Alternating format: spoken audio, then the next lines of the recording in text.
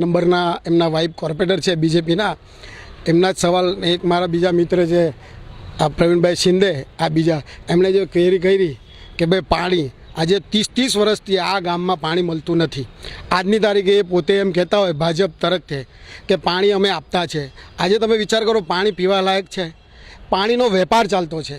એ વેપાર બંધ થાય ને તો આ લોકો આ 1 નંબર 2 નંબર વલખા માલતું થઈ જાય. બીજું કે એમના જ ભાજપના કાર્યકર્તાએ કીધું કે ડેનેજ, મને બતાવો કયા ડેનેજ નવા લાખી આ વિસ્તારમાં કે એનું સોલ્યુશન થઈ ગયું. ખાલી હવાબાજી. આવા બીજા ભાઈ મારા એમ કીધું કે ઓવરબ્રિજનું તમે જોયું સ્ટ્રક્ચર શું હતું પહેલું, હવે હું લાવ્યા છે કોઈ માણસને. આજે લેડીઝ હોવા દે, એમ્બ્યુલન્સ હોવા દે, રિક્ષા ચાલક હોવા દે, નાના માણસની તો કોઈ કદર જ નહીં કરી, સીધું ફૂટપાથ ચાલુ કરી દીધું. બીજું ઓવરબ્રિજ છે કોઈ ચાલવાનું? આજે કેટલી ટ્રાફિક થતી છે, કોઈ જોવા આવતું છે? આ લોકો વિકાસના નામના એક કલંક છે. આ ભાજપ સરકાર 30 વર્ષથી આ